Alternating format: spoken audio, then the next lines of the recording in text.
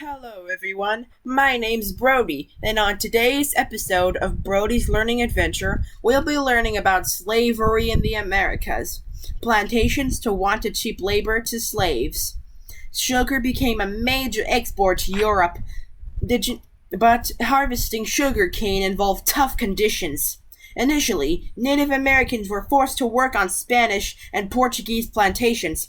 Diseases from the Columbian exchange and constant labor killed much of this populace. The Spanish and Portuguese decided they needed another source of labor: slaves. Do you know what slavery means? Slavery is the practice of one person legally owning another, involuntarily servitude for life passed down to future generations.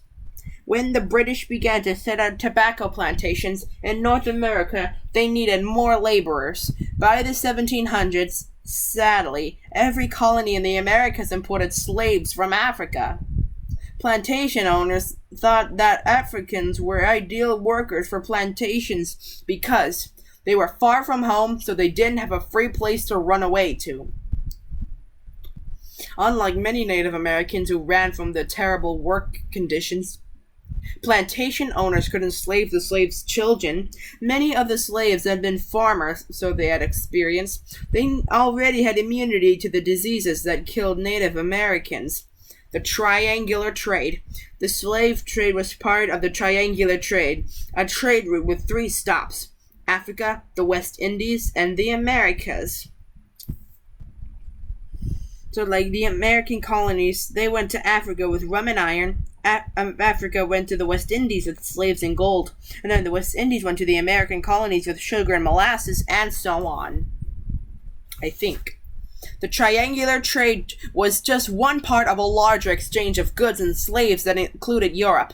For example, Europe had manufactured goods like textiles, but needed raw materials like furs or tobacco.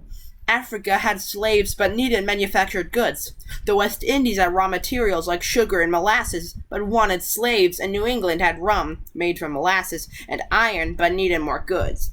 The Middle Passage.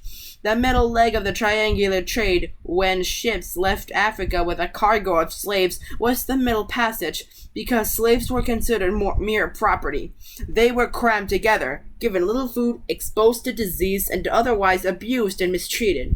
About 15% died during the Middle Passage en route to the colonies. Aluda Aquino was a slave brought to Virginia from Africa in the 1700s as a child. After buying his freedom, he wrote an autobiography depicting the horrors of slavery, which helped influence British lawmakers to abolish the slave trade. Laws about slavery. Many colonies enacted slave codes. Slave codes varied from colony to colony, but they all considered slaves property and granted them almost no rights. Slave codes were meant to define the status of slaves, as well as the owner's responsibilities to them. To discourage slaves from running away, those who did try to escape were severely punished. Runaway slaves in Latin America were known as maroons, not the color, more like being marooned on an island. Maroons formed communities in forests or swamps, sometimes joining with Native Americans. Slaves also rebelled. The Stono Rebellion in 1739, the New York Conspiracy of 1741, and Gabriel's Conspiracy of 1800 were just a few examples.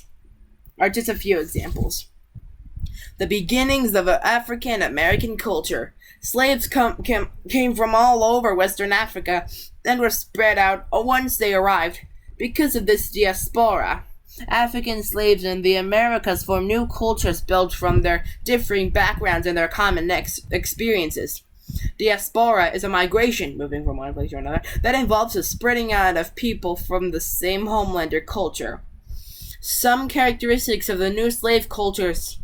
Religion. Most slaves were converted to Christianity, but still retained their African traditions. Religion was important in daily life, and spirituals became a major element of it. Spiritual is a religious folk song created by enslaved African people in the Americas. Song, dance, and storytelling. Influenced by African traditions, song, dance, and storytelling were also used to teach. Family. Families were the central unit of society, even though the slave trade often split families apart. Chicken or egg, racism, cause and effect. As Africans became associated with slavery, it had previously been a social distinction rather than a racial one. Racism took hold in the Americas. Racism, the belief that some races are inferior, also justified using anyone of African descent as a slave, which was convenient for the slave owners who relied on the system of slavery. Racism and slavery were not part of a cause and often an effect chain. They were the parts of a vicious cycle. Here's a quiz to see if you've been paying attention. Name a crop cultivated by slave labor in the Americas. Why didn't plantation owners continue to use Native American labor? Why were African slaves seen by plantation owners as the best source of labor? What were the 3 points of the triangular trade? To what does the term Middle Passage refer? What is a maroon? Did slavery or racism come first in the Americas? Pause the video now to think of the answers for yourself. On to the answers. 1. Sugar, tobacco. 2. Native Americans were killed off by European disease and the constant and terrible labor conditions. They were also more likely to run away.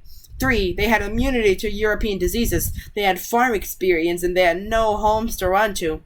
4. The American colonies, West Indies and Africa. 5. The part of the triangular trade between Africa and the Americas. 6. An escaped slave in Latin America. And 7. Trick question. They encouraged each other to grow. Be sure to like, comment, subscribe, and hit the notification bell so that way you won't miss any of my new episodes. This is Brody signing out.